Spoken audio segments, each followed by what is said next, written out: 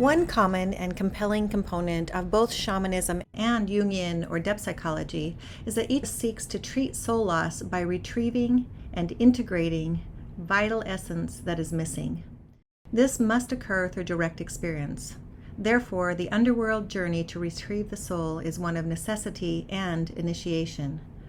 Swiss psychiatrist C.G. Jung believed symptoms of soul loss, such as disorientation, lack of focus, or feelings of powerlessness, exist because a portion of psychic energy that is normally available to the ego has vanished into the unconscious, becoming lost to the underworld.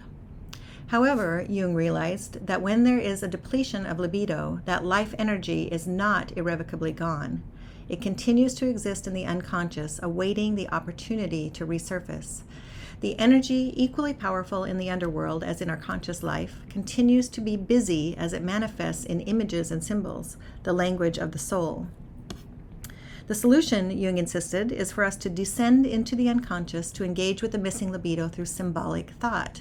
This is what the shaman does when he or she journeys to other realms to garner insight, to do battle, or to retrieve a lost soul, and what the psychologist and patient do through dream work or active imagination. By engaging with the symbolic forms and entering into relationship with them in order to understand their significance in our daily life, vitality can be restored as the ego once again gains access to the energy it requires. Though they travel in what some label invisible realms, shamans are no strangers to direct experience. Mircea Eliade, an expert scholar on the subject, describes a shaman as one who has immediate concrete experiences with gods and spirits.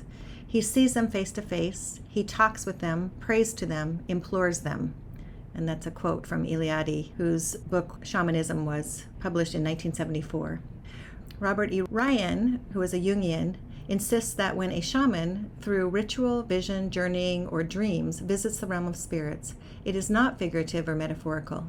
He actually encounters the archetypal realm and the landscape therein. Similarly, Jungian analysts Allen and Sabini, in their excellent essay, Renewal of the World Tree, direct experience of the sacred as a fundamental source of healing in shamanism, psychology, and religion, maintain that it is imperative that every individual learn to dialogue directly with the spiritual dimension through journeying or active imagination rather than relying on an intermediary as most religions have done for centuries. Direct interaction with the spiritual dimension can heal dissociation and dismemberment by reestablishing the link between the ego and the self. Overall, Jung believed the most compelling and transformational direct experience is the descent. In biblical myth, paradise was an undifferentiated unconsciousness. All differentiation and self-knowing came with the fall, which symbolized the beginning of consciousness when Adam and Eve are cast out of the garden and recognize their nakedness and the difference between heaven and hell. Similarly, a descent to the underworld, whether through shamanic initiation or through what Jung called a night sea journey, a dark night of the soul, gifts us with differentiation, growth, and of course, ultimately, transformation. In shamanic initiation, symbolic dismemberment incurs direct experience of the sacred as ritual death and rebirth take place. The initiate is reassembled and reborn as a new being, a shaman with power and potential. Shamanic initiation, say Allen and Sabini, requires various and numerous stages of ascending and descending the world tree, a central axis that provides access to the other realms, especially the upper and lower worlds, each time gaining greater consciousness of the unified reality of the transcendent dimension. In everyday life, we each must make a descent in order to gain experience, encounter deeper aspects of ourselves, and emerge again transformed in the process of initiation. Jung believed the self, the centering archetype, to be ego transcendent, and he called it the God within us. Because it has a preconceived blueprint for wholeness and knows what is best for the ego, it will nudge us toward the path of greatest growth. There is a telos, a destiny factor, associated with the self, then, that allows it to guide and regulate individuation, the unfolding of the strategy for wholeness.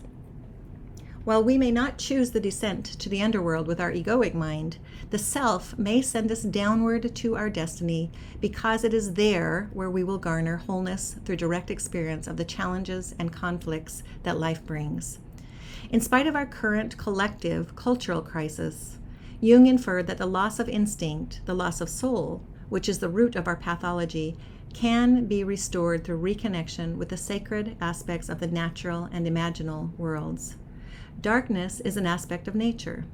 In our descent to reconnect with our roots in wild nature, the deep levels of the psyche, like bees that are lost from the hive, we may encounter destruction, violence, devouring forces, dismemberment, death, and decay.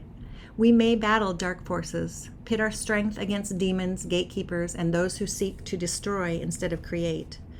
We may navigate unknown territory, dark waters, and close, tight spaces. We may even enter in that impenetrable dark night of the soul where all hope seems lost. But Jung urged us to look for the seed in the darkness that will come to fruition in light, stating, quote, "A civilization does not decay, it regenerates," unquote. I have studied the mass vanishing of honeybees for well over a decade. From a spiritual and symbolic perspective, we humans have much to learn from the bees. In the uncanny phenomenon of colony collapse disorder, where bees are inexplicably being lost from the hive may be seen as being dismembered through the loss of its bees. It behooves us to understand that dismemberment is the first act of initiation, especially in shamanic traditions. What is broken into pieces can be remembered and begun anew, like the initiate who emerges as a powerful shaman. It is possible, through the process of descent, to reconnect with the sacred earth, to restore our souls to their rightful wholeness, both individually and as a culture. By remembering our roots in the sacred, by reestablishing right relations with nature and the imaginal, we renew our trust in the power of soul to help us find our way home.